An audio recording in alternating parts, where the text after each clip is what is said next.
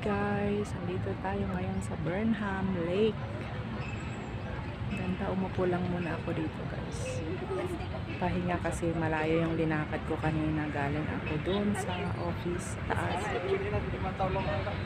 Itong kagandahan dito sa Baguio guys. Ang ganda ng panahon. Makulimlim, di siya mainit. Sing guys, so dami din nakasakay dyan sa boat. Yan guys, so ito ganda.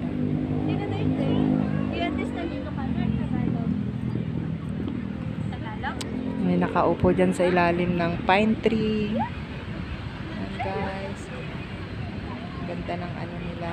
Yan oh.